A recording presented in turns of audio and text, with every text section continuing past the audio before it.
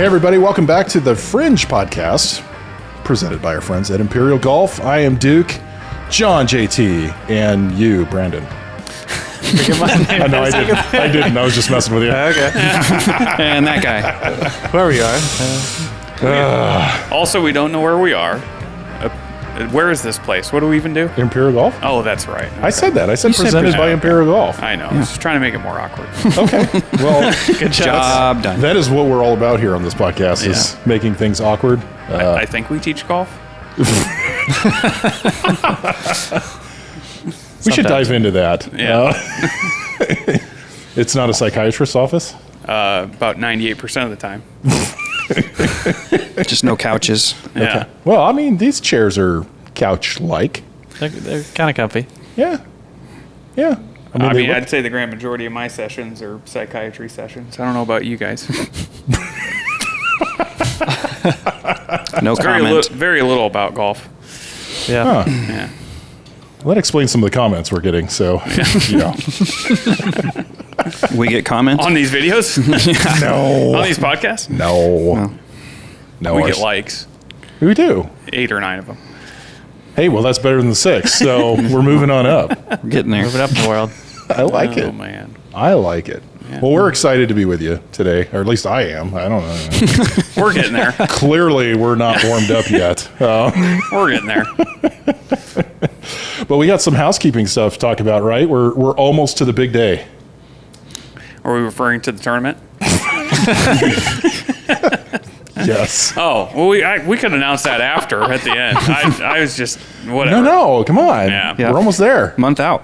We're a month out. Actually, we're less than a month out by 3 days, September 27th. Yeah, but we're going to have to start over because when this airs, we'll be less than probably a week out. So. Oh, that's right. They don't know that. That's right. I need to get used to that whole tournament timeline is thing. so We're 10 days, Yeah. 9 days, 8 days, Yeah. 7 days out. Way to play along, Yeah. gentlemen. Way Use to it play when you along. want. So it's currently September 14th on October 30th, and we're having a tournament on the 27th, September 27th. Wow. I really Yeah. hope we post this on that. Yeah. At this point, I don't even know whether we should start over or keep going. Keep going. Okay, I like Friday, it. September 27th is our event at Falcon Lakes Golf Club. We can fix it in post. No, not this. No. This is that was all usable. murdered. But we pretty much just let the entire cat out of the bag. We record these in advance. These are not live, sorry. Yeah. Yeah. For Maybe those someday. of you who were hoping. That's all my fault. You really were not following along well, I was starting to describe the tournament, but then you cut me off. So now I got to do it again. The September Great. 27th. It's a Friday. I'm pretty sure we're going to be at Falcon Lakes Golf Club. At least that's what I was told, even though I organized the whole event. False news. So, Fake news. yeah, we're still looking for teams and sponsors, and we have filled in a good handful of whole sponsors already, which we're very thankful for. We do have a title sponsor for the event, which is the William G. McGowan Fund. Yeah. We're very thankful for them. That's a huge deal for a charity event, just because any outside help is big in us being able to contribute more funds to the cause. Because these things cost money, if you didn't know. That's weird. Throwing tournaments, it costs money. Bizarre. It's not free. But we do our best to throw a pretty cool event. We're going to have really, really good gift bags, swag bags, if you want to call them that. Our hats have already come in. We're doing some cool towels. We got some other cool products that are going to be included that haven't come in yet. But it's going to be a cool event, and food is included, obviously. There's going to be drinks included by Boulevard. We're doing kind of food both before and after, but more of a complete buffet spread after. And of course, there will be plenty of prize material for both winners of flights and whole proxies as well. And it's all for a good cause, which is Watson Links, and that's Tom Watson's youth golf organization. And the whole idea is to help raise funds for mainly underprivileged youth. They work with young golfers that they give them free mentorship, and they purchase tee times for them, which is a really cool cause. Yeah. And that's, if you know anything about golf, it's not the cheapest sport, and the barrier to entry is sometimes funds for young ones especially. Yeah. So any way to get them involved that doesn't burden them is good by us, and it helps grow the game. So Oh, that's awesome. So September 27th, we'll tee off, I believe, at 8 a.m., and we're registering at 7, so it is kind of early.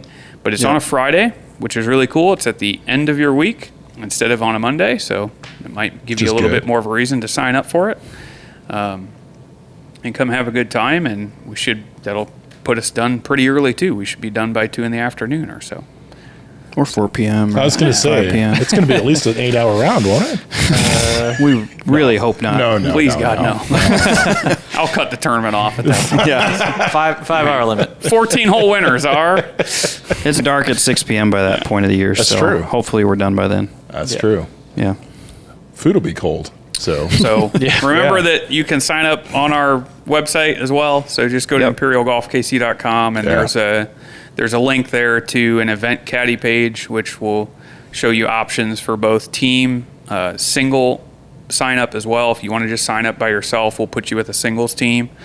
And then there are whole sponsorships still open there too. We're going to be closing that here soon, just as we need to finalize marketing details. So there you go. sign up. There you go. Singles with singles. So this is like a matchmaking thing. Can be. Yeah. All right. And like we're making new golf buddies for people. I like That's what it. we do at Imperial. Golfmatch.com. It's like a dating site, but for golfers. Okay. Yeah. I mean, It works out. I could use it, so it's fine. All right. Well, legitimately, that actually is that's like a real thing that needs to happen. I'm sure they're already doing it on some of the online forums and I don't know. Facebook groups, but I actually get a lot of guys in here that move to town and don't know anybody. Yeah. And then they don't have anyone to play golf with, and they don't want to just get paired randomly all the time. Right. So I've had guys in here actually request that, like connections for other golf buddies. You know any guys you Kinda can set weird. me up with? Yeah, exactly. Sure. Yeah. Well, I am one of those. Yeah. I am somebody who has weird schedule. I've lived here for I'm just at 4 years now, and but I do a lot of early morning golfing, and the people who are golfing at that point are generally 30 to 40 years older than I am, and so we're not in the exact same circles. I don't know these folks, although I did get to play with an awesome 70-year-old dude the other day, but I'm in the same boat. Like I don't. Yeah. Like that whole Saturday, hey, let's go golf Saturday. I don't know who those people are. So Right. So it's a thing. New business model. There you go. Yeah. There you go. Networking. Matchmaking. We'll do I'm sure we could make an app. let's do like a cork board out there with photos and just, you pull a friend off. And a small bio. This is Bob. And Bob, this is Bob number 2. Bob likes long walks on the course With a putter. with a putter. He swears he's a 15 handicap. You two. Yeah, there you go. He's a 15, plays to a 32. You guys can pair up with Bill, Yeah. who's also really good friends with Gene. So Dude, nailed him. we got it. I like it. There's a whole. There is a concept there. Let's put that in development. Yeah. I think that's good. We'll work on that. Can turn into a whole podcast too. So Talk about awkward. yes, Introducing golf partners to new golf partners. on camera. Yeah. Ooh. Yeah. See. Yeah. This Go could get further fun. around and They already do this stuff Yeah, they with get like a lot- blind that dates. could I mean, only we go could totally poorly. do it with golfers. Right. Hilarious. No, I mean this show exists on MTV. I'm fairly certain of it. it's like The Bachelor, but for golfers. Right. No, I'm intrigued. You get the sleeve of golf balls. The golden tee at the end. The golden tee. Gosh. Yikes. Yeah. So, yeah, on that I don't note. even know where to go from there. We got no segue. Well, I was going to make a joke, but then I decided I'd save it to segue into our topic for today. Got it. Because you were talking about food at the tournament, right? Yeah. So we got some breakfast. always good. And then we got a buffet, like a Yeah, I kind of burned through that. That was good. But No, like you a did. legit buffet, No, like you a did a good barbecue job. buffet. You did a good job. And there's going to be, I think, 3 or 4 different meats, which is like awesome. Ribs? We might even have ribs. Wow. Yeah. Ribs Okay. for lunch. Yeah. All right. It'll be a full spread. And so the joke I was going to make was, why aren't we having that before we go play? Because Have you ever the best had a meal before you play pre-round golf? routine is to eat your face off, so you have a stomach ache on the first tee, Right. and then you can't barely swing the golf club. More Pre-game, focus. half a fifth of Fireball. Yeah. Half. Yeah. Sorry, my hold. word. Yeah. I mean, it just depends on how the day's going. But no, that's one of the things we were going to talk about. And it was funny. I was thinking about this earlier today because I had a lesson with JT earlier this week. He started to correct me, which we got like this far on. And then I did exactly what he probably doesn't want me to do. I went out the next morning, showed up for my round about 15 minutes before my tee time. Hopped right onto the course, and it was every bit as awesome as you thought it was. Yeah. So clearly, my Had a breakfast buffet before you teed off. Yeah. Hit up Golden Corral. yes, Then played golf. and then played golf. Yeah. Yes, my favorite is Textbook. I know, right? So I was thinking about that. I was like, man, how many of us don't actually think about like pre-round? Most What? everyone. Almost I was all going to say, golfers, if you're yeah. referring to amateur golfers, Literally anyone that Pretty isn't much a everybody. tour player. So we should think Right. about it because clearly Yeah. people like me need help. well, so often it's just schematic. They don't have the time to kind of cut out and get to the course early, which I can empathize with.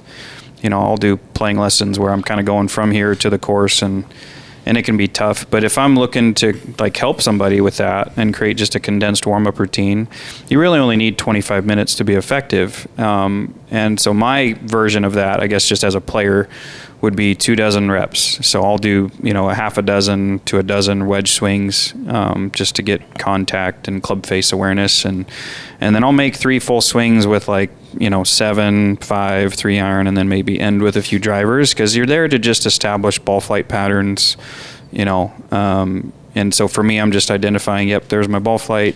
I'll go spend, maybe 10, 15 minutes on the putting green after that. My 3-foot drill, my ladder drill, and then I'm off and running. And so if you can just establish ball flight patterns and green speeds, that's all you really need to do before the round, which shouldn't take you more than 20 minutes, to be honest. Yeah. And I think part of it is there's, to your point, just a lack of understanding what you should be doing. And too often, which I was guilty of years ago, people get to the range to start doing, a warm-up routine, and then they find some struggles, and then they start working on stuff, and next thing you know, they're in shambles right before their round. So they think, well, I'll just show up and go, to avoid all that nonsense, which is kind of fair. But I think a lot of that comes from, though, the average golfer justifies it by saying, I'm not good enough to have a routine, which is like stupid, because the whole way that you get better partly is by having routines. Right. So it's a little bit silly to just say, well, I'm not at the skill level of a tour pro, so why plan? It's like, you plan to minimize your mistakes. You're not going to eliminate them all, So having some kind of pre-shot and pre-round routine, like he said, it doesn't need to be very complicated. It just needs to be something that gets you aware of what's the ball flight look like for today. And that's the thing that a lot of people don't realize is, even if you're a good player, minor changes happen on a daily basis. Like, you can see a little bit of a new ball flight day by day, and sometimes it's a surprise. Like, oh, where'd this 10-yard fade come For from? me, it's always a surprise. Yeah. Or where did this 70-yard snap hook come from? It's all right. That hurts a little. I've been there. That hurts a little No, bit. it's a miss that I hit too sometimes. nice little dig of the spur Yeah. there. But so it's just not feeling like you're beyond it just because you're not a very low handicap or not a very good golfer. Yeah. You still got to have some kind of preparation, and then not to mention the course conditions. You're not prepared for that every day. Like, you don't know what the green speed is. Well, You there's just assume. and there's 2 points off of that, kind of, that you're hitting on there. That a lot of times with amateur golfers, because again, just having been this player, is it's difficult to not get emotionally invested in the result. And so even on a driving range, what you hear a lot of people doing is like, oh, I just had a terrible warm-up session, so I played bad, and it's because mainly it just shifts their mindset into this negative attitude. Yeah. When in reality, you're just there to warm up. So as hard as it is, you just have to hit the shots Yeah. and then get to the first tee and then take the round on. And as challenging as that is, it's just another thing to start practicing mentally, of getting emotionally numb to the result a little bit, and it does take time, but you have to kind of get yourself there mentally before you're just showing up and rolling into your tee time. Yeah, I don't know about you guys with your clients, but with mine, it's quite common actually to hear like kind of an opposite scenario play out, where they go to the range before For like the an round. hour. Yeah. And good or bad, it's often opposite on the course. So like if they have a great range session warm up, there's this buildup of expectation, and it's like obviously unrealistic expectation. And then the moment that fails on the first tee shot, it's this like emotional, like drop off a cliff, and then they play awful. Yep. But then the vice versa often happens, where the range session's so bad, the person has zero expectations. And Nowhere to go but up. Yep, and they go into the first tee and play a good round, and they're like, it doesn't make any sense. It's like, actually, it makes perfect sense, because you either built it up in your head or tore it down in your head, depending on how your warm-up went. That's the way I was silly. in high school. I remember getting to state one year, and I'm out in the range. It's like 35 degrees. It's just miserable. And I'm hitting the ball terrible, and I'm like, yes. Because I'm thinking the round's going to be awesome. And then, of course, it started snowing, and they canceled it. So, which was a bummer, because then we rescheduled it a couple weeks later. I had a great warm-up Did you go to session. high school in Alaska? No, Colorado. Oh. Yeah. Oh. Yeah. I mean, I had a similar experience playing golf in high school in Iowa, where the week before state, it was 33 degrees, like 50-mile-an-hour winds, and there was light snow. Yeah. So, because it was fall sport for us, and I mean, that was, okay. It was mid-October. Like, it wasn't that late in the year, but Yeah, Central Iowa, you can have those Spring days. for us. I was just outside of Denver, so like my craziest weather story was the fact that it was 60 degrees down at the base of the mountain. So we all were in shorts and polos. Take the van up to Estes Park, and it's like 45, and we're all, we're teenage boys, so we're like, it's cold. And by the sixth hole, it's full out blizzard conditions. We're coming down the ninth fairway like running, because we're so stinking cold. The snow's so heavy. And everybody's up on the balcony of the clubhouse watching us. They're like, yeah, we canceled it 2 or 3 holes ago, but you guys were too far out, so we just let you come in. Thanks, coach. One guy lost a toe. Frostbite. No, but it was the first time I saw moose. It was so cold that there were moose on the anyway. On the golf course. On the golf course. Hanging out. Yeah. Like an actual one, not just a high school No, kid that was legit. nicknamed Moose. No, that was me, actually. And I wish I was kidding. Stacks up. Yeah. So This is going to a dark place really fast. We should move on. we talked about therapy, so here I am. Yeah. So, wow. What does your routine look like? Typical round. Yeah, well, it depends on if I'm going like competitive, Sure. or if it's a casual round. Pretend you care. Pretend I care. That's not many rounds. I'll say that much. Okay. So yeah, if I care, actually, my preparation starts the day before. Okay. Just like with any other sport, like you have to be well rested, you have to be hydrated, Yeah. you have to have had a good meal that prepares you for the next day to keep your energy levels up throughout Pasta. the round. It's a long. It's you're talking While 4 you're to 5 playing. hours. No. of No. performance where, especially during the summer months, and we just came off a long stretch of hot days. Yeah, we did. You gotta, even during the round, you gotta have like food on the course. It takes a lot of energy to regulate your body temperature, whether it's cold, it's hot. You gotta be, and like I Right. said, well hydrated. You're gonna sweat out a lot. So if you're not, it takes 12 hours for your body to properly hydrate.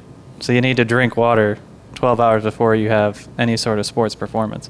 So it is a sport. It's athletic. It's like anything else. You gotta. No, it's golf. It's not athletic. It's a sport. It's just Says a game. most It's a everyone. stupid game people play. Yeah. Hitting a stupid little white So yeah, ball like at the hole. for I played in a club championship a few weeks ago, and it was, I made sure to have plenty of carbohydrates the night before, drank plenty of water, get hydrated, get at least 8 hours of sleep, just so I'm well rested. And I got to the course an hour beforehand, and so I could space out and take more time in my warm-up sessions. I hit hit balls for like 35, 40 minutes, and then chipped for 15 minutes, putted for 15 you got the minutes. course an hour beforehand? I did. That is not typical Tritech. Now we have That we have is already true. determined that our math skills are terrible. We determined that in episode 1, right? Yeah, we got Because he covered just that. said an hour early, he's going to hit balls for 35 to 45 minutes. Then he chipped for 15 and he putted for 15. So that was like an Was hour that and more 5 than an minutes. hour? So that's like an hour 15 minutes. Just So it is Yeah. much like Again, Tritech. hour Because he'll and be 5 late to his minutes. tea time. Math is all. Hour, know he's hour wrong. and 5 minutes. That's like 4 hours. Holy shit. But yeah, you can go through the routine a lot more slowly. yeah. Just Yep. take the time, and that helps. One of my issues is, especially when I start to get nervous before like having to actually perform for a round, my tempo gets fast with everything. Warm up routine, in actual shots, putts, doesn't matter. Tempo gets quick, and it becomes difficult to have a good day striking the ball.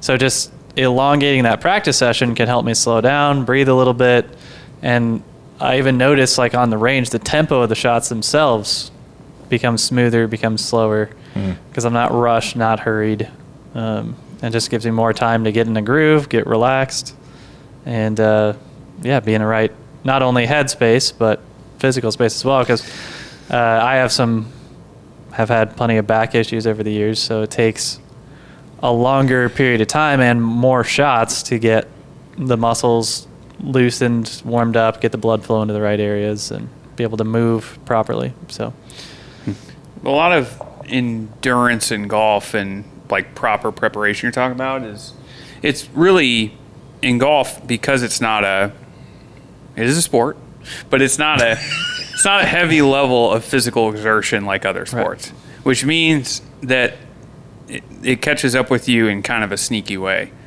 You're not, Right. you don't hit a point in golf where you're like exhausted necessarily. You do if you're missing the fairway every shot. Well, mentally exhausted. yeah, But you don't have, elevated heart rates constantly. It's not like you're like panting for air. It's just a slow burn of a falling off of a cliff slowly type thing. And by hole 13 or 14, you're just kind of lethargic and not really in it. Sure. And so it's hard to get people to understand that nutrition's a part of that. Yeah. Like the right nutrition. It doesn't need to be anything too crazy. You don't want to eat a lot of food, but like that little drop off in energy, it's just a little lack of focus. And then you just play the last 5 holes kind of not really paying attention. Sure. And that's where obviously you make mistakes. So talk about that for a second. What kind of nutrition do you want besides water? Obviously, that's especially in the Midwest Well, summers. But Salt's important for water. Yeah. So, I mean, You you, need have to have electrolytes. salt. A lot of people don't know that. All right, water and chips. You can't retain water if Yeah. you don't have salt. So, yeah, chips maybe. chips, yeah. After long bike rides, you eat chips. It's like, Okay. It's a immediate carb and salt Okay. injection. So go for a long bike ride, have yeah. some water and chips, Yeah. and golf. pickles. Exactly. Pickles Yeah. are great. Yeah. Pick, So there is. what? Yeah.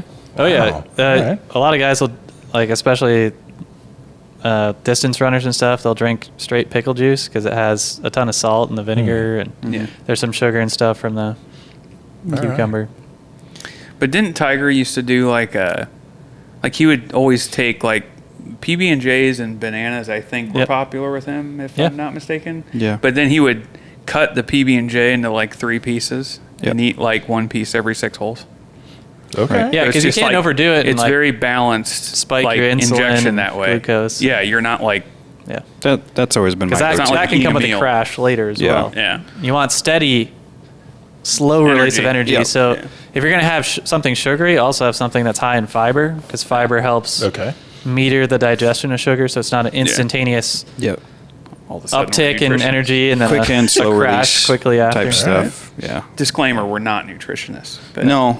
we know but how to regulate energy in a roundabout. What, I've always stuck with the PB&J as a staple, and for golf tournaments, I'll cut banana up into it, so I don't have a mushy, squished banana in my golf bag. So, just for practicality, and then some kind of Gatorade type supplement with electrolytes, and that way I can, like Brandon was saying, I mean, you want to attack it earlier than when you register, hey, I'm hungry, because by then it's too late. So, Right. you have to create systems that kind of come into focus. And just caddying for one of my students in the KC Amateur a few weeks back, that was something that I kind of took care of myself, grabbed some Fig Newton bars and stuff that had high fiber and quick and slow release sugars, just so that it doesn't complicate your digestive process and get you feeling full or bloated or anything. Like talking about eating a full meal before playing golf, like that is the worst feeling ever. And so pork missile to turn. Oh my word. Legit, like that it derails me, at least. I don't know how people do that consistently. That was funny in that tournament when we all were completely derailed immediately after eating Actually, I got better, honestly. Not the next tee shot you didn't. That's because you're like 92 pounds. I did immediately lose the so next ball short off the story, tee, so. we were in a scramble at Tiffany, and we get to the disclaimer, we won. We won the tournament. Win. We did win. Okay, so yeah. That's all matters. So it wasn't all bad. We got the W, but we started on 11. Cost us though. Seriously, we started on the 11th hole. We get around to 5, and we're just log jammed at this point. So there's 5 teams, it seems like, and I'm sitting there in the cart. It's hot. It was like 105 index that day. And I really didn't think about eating, but Brandon, grabs 2 hot dogs, hands me one. I'm like, yeah, okay, we got time to kill. Why not? And it tasted fairly John good. and Joel both, very good and it was great. In the moment, felt like the right decision. But 20 minutes later, we finally get our time to hit. Oh, it was like 30 seconds. I got on the tee box and I was like, we waited for a while. Yeah, we did wait for a while. Maybe you ate slow. And so I'm standing there with my driver, and I don't remember the order, but it was like John, Brandon, Joel, and it was just like right, left. Yeah. All of them out of play. Fairway. So I'm like, well, I'm going to walk back to the cart, grab my 6-iron, just like smooth one out there. And John's like, you didn't swing very hard. I was like, any harder, I'd have pooped myself. Like, this was just not going to go well, because my stomach was just doing jumping jacks after that for a couple holes. So thankfully the round wrapped up pretty quickly after that. But yeah, we were towards the end. It derailed us there for a little while. So I don't understand how people do that routinely, because I just felt awful. Even if you don't, it's not always dramatic. You don't feel awful. It's just like you just lose focus. Yeah. Because you just ate a meal. Well, and the heat didn't help, to be clear. Yeah, it was like 70 degrees. You get hazy, and then you're just not really paying attention. Get that brain fog. Like my stomach was fine. What'd you have with your hot dog there, John? Like 6 beers. There you go. Ecstasy. Well, and that's the other thing we get a lot with students is Acid. The front nine was great, but then the back nine, it just fell apart. And then you ask, like, okay, were you by yourself? I was like, no, I was with some buddies. Okay. How many drinks did you have? It's like, well, by the time I hit the back nine, I was already a 6-pack in. I was like, well, then how can you expect to play well if you can't even... To be clear, there's no balance judgment and on hit the ball. drinking in rounds. Yes. I actually that's true. get the allure because we've done it before. Yeah, I totally get it. It it. can be relaxing. But there's 2 sides of the coin. Like, performance is impacted, so you have to be aware of this. Yeah. And so just, understand that there's going to be some concessions you're making. The whole consequences thing. Like that's really all it's about. Would you say like 2 strokes per beer? Oh boy. I don't You mean lost?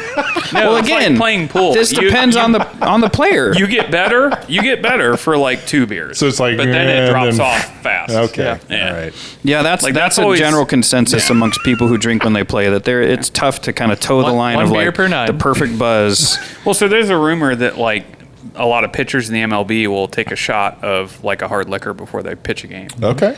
And that's like just enough to take the edge off, but obviously not enough to alter them in any way. I have to admit I have done that for a golf tournament because I was so anxious at the first, like even prior to the first tee, that I was like, I can't even hold the club. Like my hands are literally shaking. So I went and got a shot of whiskey, and it did relax me and relieved a lot of tension, and was able to at least perform reasonably well. I used the CBD pin. Didn't help. I feel like everything Crock comes of back to shit. tin cup, right? I mean, So really, our we're going to take you professional out and get you advice- wasted.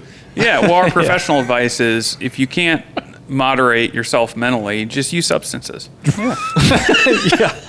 Great advice. That's what they're Medicate. saying. Medicate, self-medicate. Medicate, don't regulate. Oh my Put god. that on a shirt. I will say the more tournaments Please I've don't played do in that. since then, the less I get jitters on the first tee. sure. Well, and part of speaking to that, like, and John had a student in here a week or two ago who kind of mentioned in passing a little bit how he was trying to just play enough to get rid of the nerves entirely, or something to that effect. And I had heard a quote months ago from Tiger in referencing Rory's debacle at the U.S. Open. Some journalist had asked Tiger about if he got nervous, and Tiger's response was kind of interesting because he said something to the effect of, well, you play to have these nerves. Mm-hmm. And I think part of getting good as a tournament player is knowing two things can be true. I'm a good golfer and I can experience nerves, and I know how to perform while I'm feeling these things. Now, there has to be a balance of the two, because like Brandon, I've experienced that nervousness to where you're like, I don't know how I'm going to function. And you do have to get over that hump and kind of fail enough to know like the world's not coming crashing down. And then you can start to normalize it a little bit and regulate better. Because same as him, I'll get to in a tournament setting, I'll be there an hour to 90 minutes early just to like try to breathe and settle myself down. I'll even listen to some relaxing music if I have to. But as a former team sport athlete, I had trained myself to like get jacked up before the game, and it's hard to unwire that. Because you're used to like getting your pulse up, but then you go burn that off immediately. Doesn't really work. No, 90 minutes of jog sprinting jams. down the first fairway just doesn't seem to have the same effect. Yeah. Dun, dun, dun, dun, dun, dun, dun. No, it just doesn't seem to have the same effect. Yeah, right. Yeah, maybe on the live tour. No. So anyway, I think it's just you kind of have to be willing enough to throw yourself into the scenario until you get used to it. Sure. So that kind of segues into a common question, which is for players that are taking it seriously or playing some competitive golf or whatever, but it's always a common question of how do I get rid of nerves on the course? And the answer is you don't. It's how do you bring nerves into practice? How do you manage them? Yeah. Yeah. And how do you bring them into practice? Yeah. Because everyone wants to find the calmness of practice in rounds. Yeah. And it's like, that's never going to happen. Yep. So you're going to have to learn, you have to figure out how to be nervous while you practice.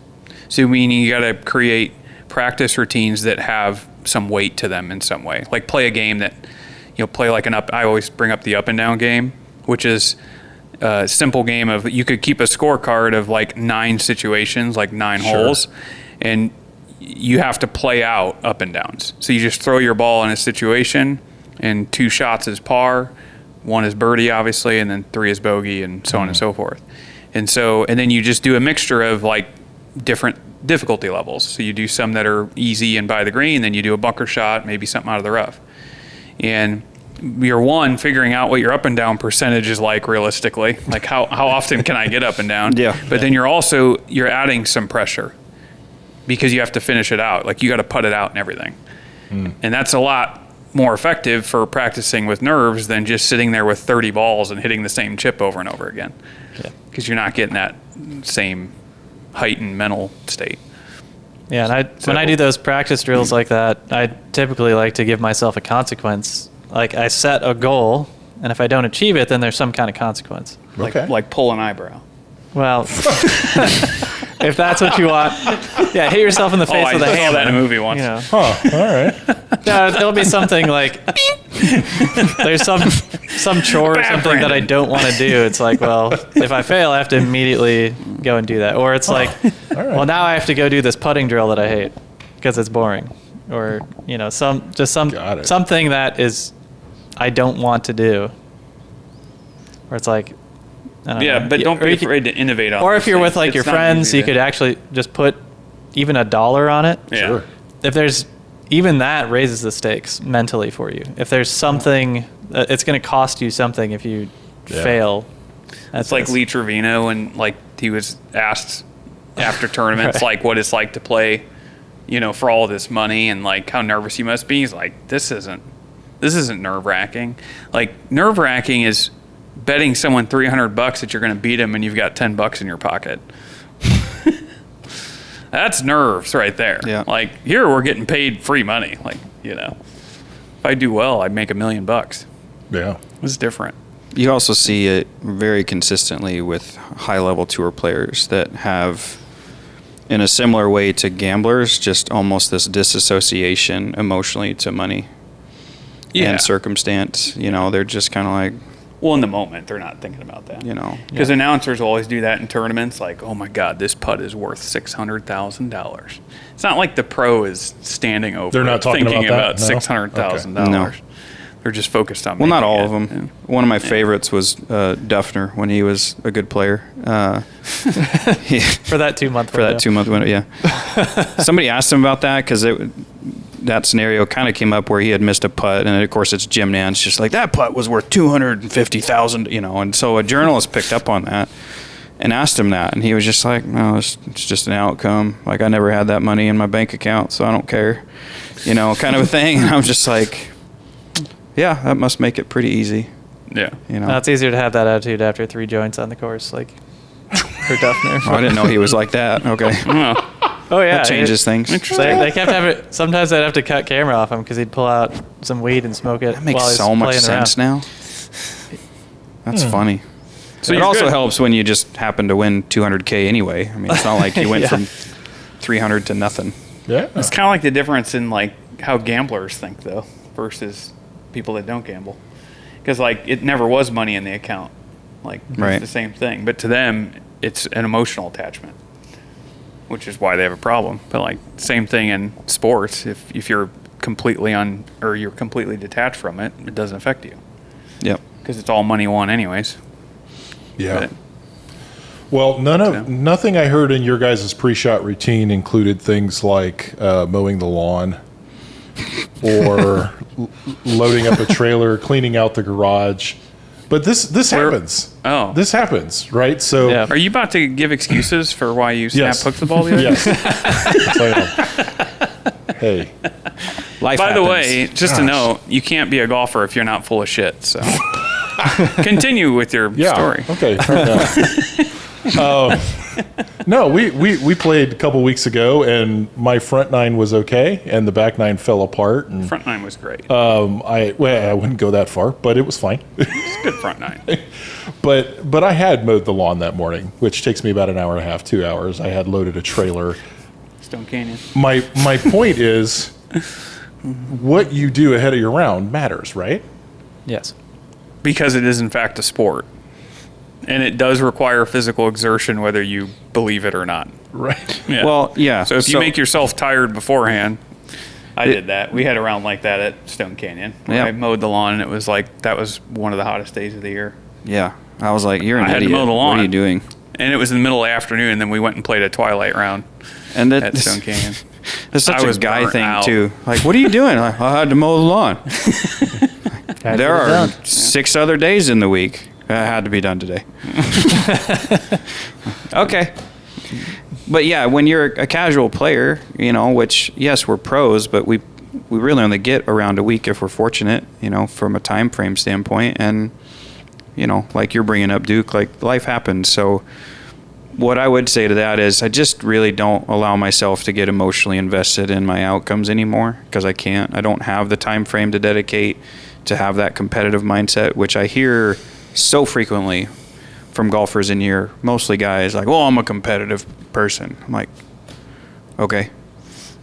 How does you're playing alone, shooting 98? Like, what are we competing against?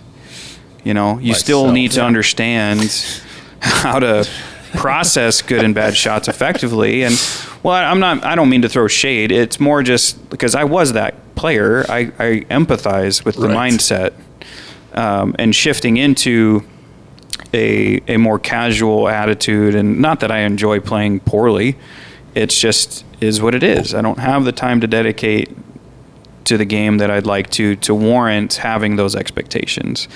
And speaking back to kind of the hot and cold range sessions before a round, yeah, it fluctuates the golfer's expectations high and low, and then they react to that. And you see this with their front and back nines. And so it's really, for me as a player, was learning how to shut off that emotional response as best you can. And not really leveraging, you know, the emotions that you saw from Tiger growing up. Because I certainly responded to that as a kid. You know, you're like, oh man, like he's actually animated. He's not boring.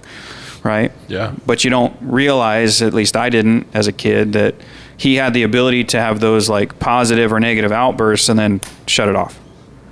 You know, so you could be the emotional type player if you can reset. If you can't, then you need to find a way to kind of stabilize yourself. And I had to kind of find a balance where I can have a slight outburst, but then I have to next shot. And I have gotten better at that. Some of that just getting older, some of that getting slightly more proficient on the golf course, but actively working on the mindset stuff is a necessity if you're trying to improve those things. Then not confusing being casual or having the right mindset with not caring. That's two things that often get conflated with a lot of amateurs. I heard he was dead inside. That's what I heard. Yeah, exactly. I probably am dead inside. I mean, sometimes, yeah, I think so. Depends on the day. Okay, fair enough. No, on the golf course, as much or more than these guys, man. I'm always chasing scores. I'm always trying to shoot a career low. I chased that constantly when we were in Myrtle Beach in school together, to a point where it paralyzed me, because I would see my score on the card, and that's where I started learning, like, I just need to stop focusing on that and writing it down. I just need to learn how to like separate, process and, pre-shot routine, stuff like that, which that was non-existent back then. And actually, I'm mad. I should have brought it, because I dug up through storage my old scorecards, and I found, being the stat keeper around from that time frame, where I had shot like an 83, and because I have my stats, I can see I had 40 putts on that round, and I was just like, holy cow. That's a lot of putts. That's a lot of putts. And I can remember kind of actively, not the round itself, but like in that time frame, thinking, I was working on my swing a lot. I was trying to get more proficient with driver, and I want to punch that kid in the face now. Like, just, it was really obvious what the problems were. Go for it. But that's kind of where people can get stuck, and because everything was just self-identified and self-fixing back then for me. Yeah, I was pretty lost as a player. So we talked about rest, we talked about hydration, food, all of that stuff. I guess kind of the last question I have is, do you go into a round with goals? Like, each round do you specifically go, gosh, today I want to achieve this? Or like, how are you setting yourself up mentally for a round? Or goals, always for me, they can be really simple. Some days I'm committing to this new adaptation in my pre-shot routine. So, for example, earlier in the year, the secondary target focus has been something I've been stuck on for a couple years. Just I can't seem to get it to be every shot, which is just me picking a spot 2 feet in front of my golf ball on every shot. And for full swings, it's a necessity. I try to do it throughout the round. And so I've had a round here and there where I'm like, nope, that's my goal, is just commit for 18 holes. Every single shot, can I make this a part of my process? And then some days it's, can I execute and hit this many greens or whatever? And so there's a goal there, but I'm not actively chasing that through the round. Kind of passive. Yeah. Goals are great, because I stole this from John years ago, but like, goals and expectations are very, very different, right? And when you're not really processing the differences, they can kind of get I just muddy. Describe it as expectations are often made up in the moment, and they put immediate pressure on you, and that's never good. Goals are more long-term, and you have processes for them, and that's healthy. So it's just not putting pressure on yourself in the moment. And so for like in round goals, like you're saying, or prep for round goals, there's a difference between I want to implement something physical that I've been working on versus like just having a good routine and having a pre-shot routine, which I've always been known for having a really expedited routine. I don't take very long to hit shots. I don't think about them very long. That's partly on purpose. It's not that I'm necessarily in a rush. It's that I don't have a lot of depth other than just visualization of shots, which I can do really quickly, which is why I'm a good green reader too. Because I don't need to sit and study a putt for minutes to understand it. Like, I squat down and look behind the ball and I see it in like 5 seconds. And so I'm already on the line. So why make it complicated? So for me, it's like just making sure I have a routine, because I'm very prone to like falling out of routine completely if I hit a few bad shots, which is normal for most golfers. And so you got to like snap back into focus mode and going through that routine. But the only way I would have like a swing goal or like an application goal is if it's something I've been able to spend time working on. Like I'm not going to have a lesson, let's say, or even a tip from JT, and then tomorrow I'm on the first tee thinking about that. Man, you're all over me today. Yeah. This is all about Duke. This is all passive aggressive, what I'm doing. That's fair. But I knew what I was doing when I did it. Yeah. But like, I don't know about you guys, but physical goals, it's only if it's something I know the feel of and I can feel like I can realistically implement. So if it's like a ball flight or something that I've worked on, then maybe. But most of the time for me, it would just be pre-shot stuff. Yeah. Yeah, and like my goals typically, they're directly related to something I've practiced and actively improved on. And I feel like I used to never have really goals on the course outside of score. Like, it's like, I'm going to shoot the lowest score I can today. And I wouldn't even set like a benchmark. I'd just be like, I just want it to be, in my mind, what I deem is acceptable for how good of a golfer I am. And the course difficulty and all that. Yeah. Yeah. But, lately I've kind of gotten away from score and looked more at stats specifically. And again, it's things I worked on. So like I had one major goal for this year was to get my up and down percentage over 50%, because it's been historically bad. I have an app. I keep, track of stats, and all the way back to 2013, some of my scores and stats from back then, my up and down percentage was 37% coming into this season, which is not great. Like 1 out of 3. So that was kind of my overarching stat the whole year, was I'm going to spend more time in my practice getting better at chipping and putting so I can get that up. And then during the round, I would have more focus there. Yeah, I think the main point there is the round goals are much more simple. Like you're asking about pre-round and in-round goals. Those are never elaborate. Like your practice goals are elaborate because that's where you're breaking everything down and trying to work on elements. That makes sense. Pre-round goals need to be simple because it's too late to fix anything. Well, and you are where you are. I'll just clarify. They can happen on the golf course, but then there's no score in mind if that's the case. Yeah. Well, then it's a practice round. Because what I often help people define, we talk about practice versus play, and I think when you think of the just generic concept of golf is we're making decisions to try and impact the score and reduce strokes as much as you can. And I'll give extreme examples of if that means you got to hit a 7-iron off the tee box, well, that sucks, but so be it, kind of a thing.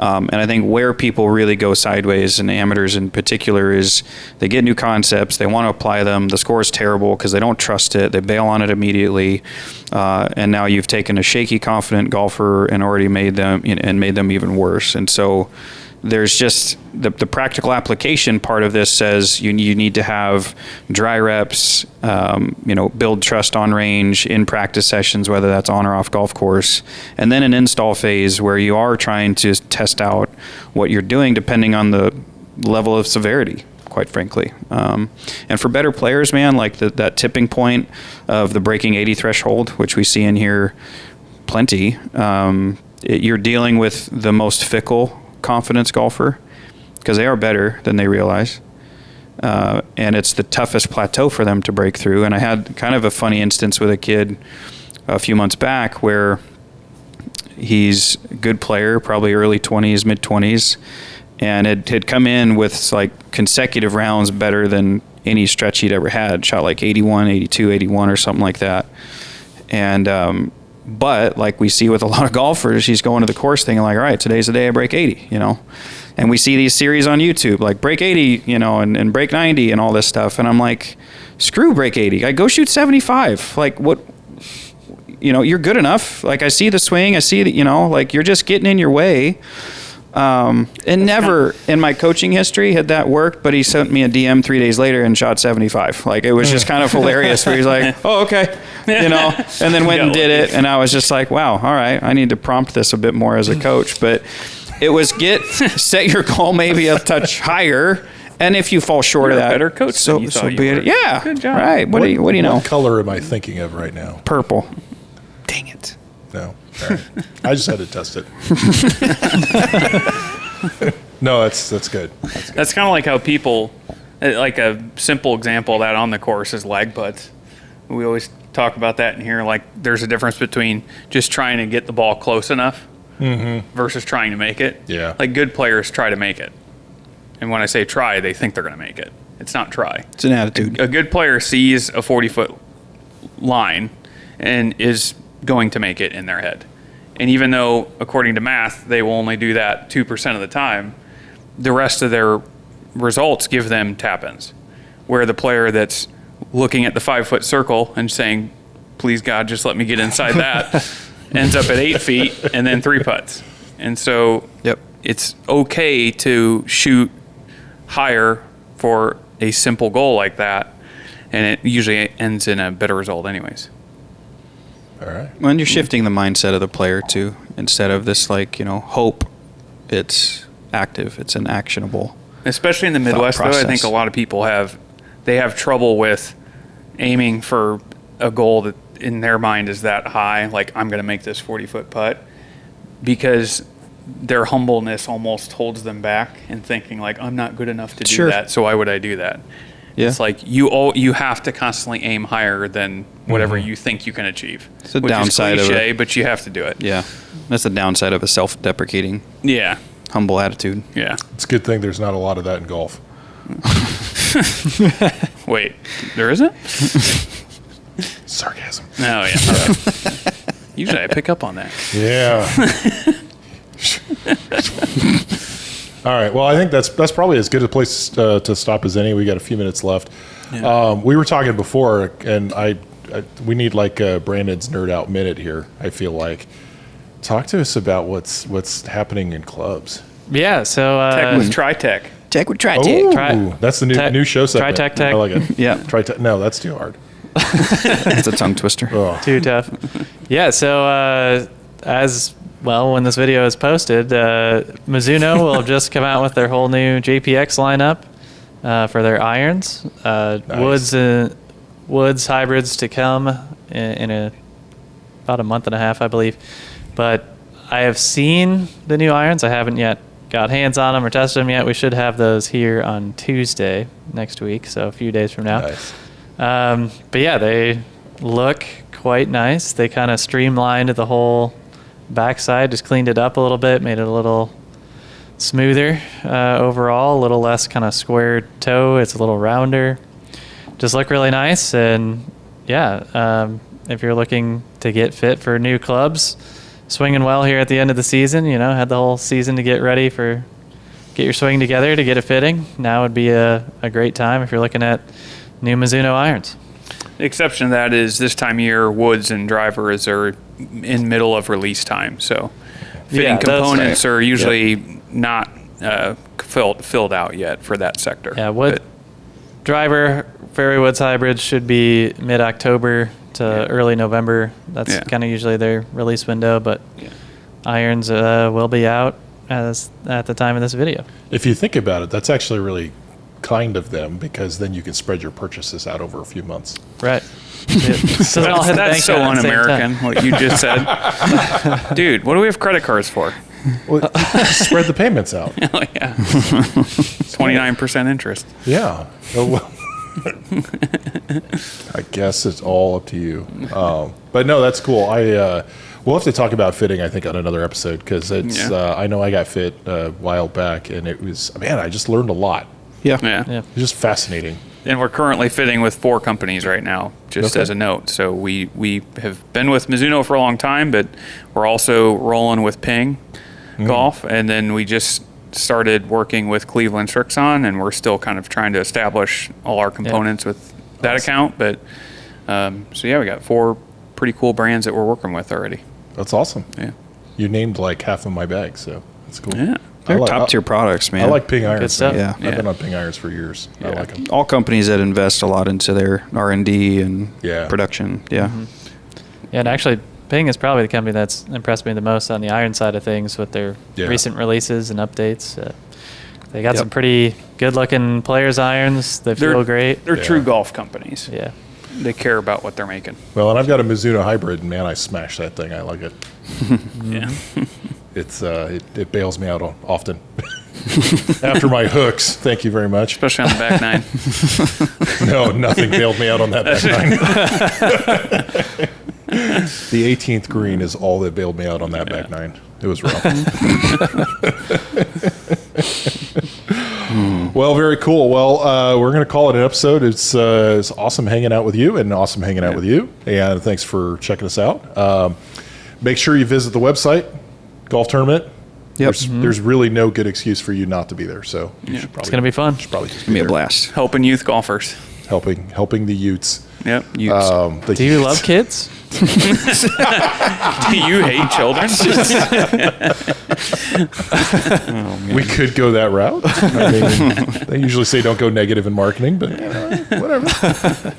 guilt trip It's them. 2024. It's true. It's pretty much all negative at this point. Yeah. Yeah, no kidding. Well, if you'd enjoyed this as much as we have, make sure you like on YouTube, like it on SoundCloud, like all the things. Like all the things. Subscribe?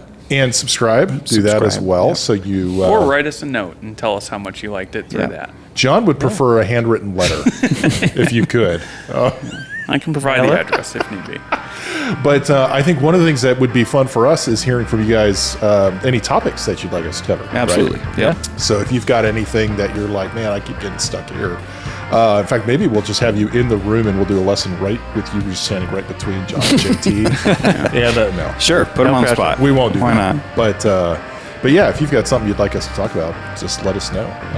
Otherwise, you're stuck with whatever we come up with, which may or may Yep. not be good. So On with football season. Yeah. it's coming. Can't wait. It's rolling. So Love it. awesome. Well, with that, thanks for watching. Thanks for listening. We'll catch you next episode.